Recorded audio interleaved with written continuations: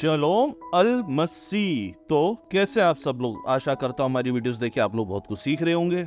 सबसे पहले मैं आप लोगों से क्षमा चाहता हूँ, पिछले हफ्ते मैं अपनी वीडियो नहीं ला पाया क्योंकि ट्रेनिंग के अंदर कुछ प्रोजेक्ट के अंदर मैं व्यस्त था, इस वजह से मैं अपनी वीडियो नहीं बना पाया। और मैं उम्मीद करता हूँ आप लोगों ने मेरी वीडियो को मिस किया होगा। तो लीजिए, आज आपके सामने फिर से हाजिर है एक नई वीडियो।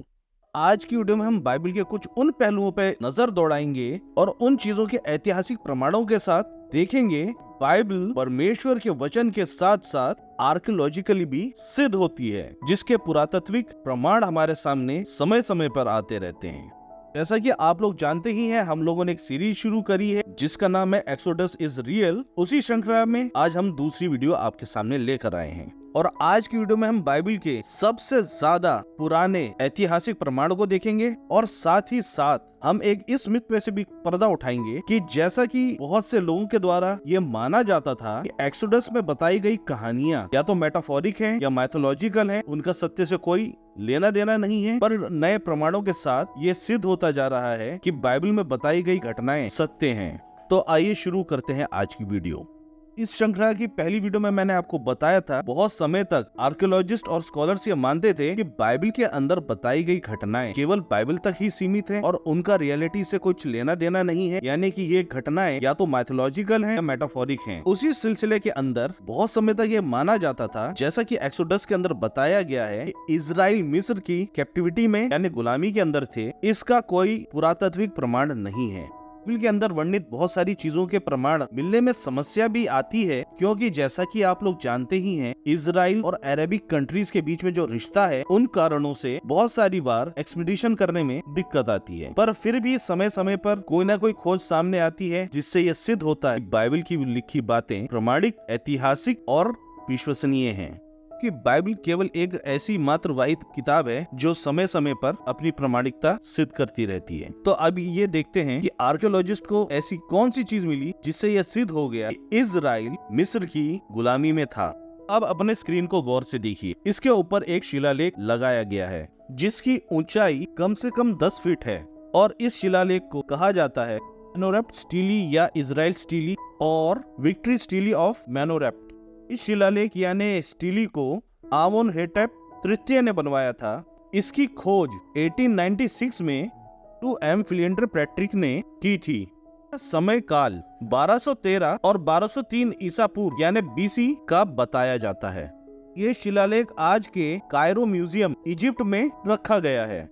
जैसा कि मैंने आपको शुरुआत में बताया था कि बहुत से स्कॉलर्स और हिस्टोरियंस ये मानते थे इजिप्ट के अंदर कभी इजराइल का जिक्र ही नहीं है, ना ही ये कि इजराइल उनकी बंधुआई में था, ना ही ये कि कोई सोर्स ऐसा मिले जिससे ये पता चल सके कि इजिप्ट इजराइल पे हुकूमत करता था। पर इस स्टीली के अंदर जो इंस्क्रिप्शन, जो लेख लिखा गया है, वो कुछ इस तरीके से है। मैं अंग्रेजी और हिंदी दोनों में अनुवाद करके आपको सुनाता हूँ।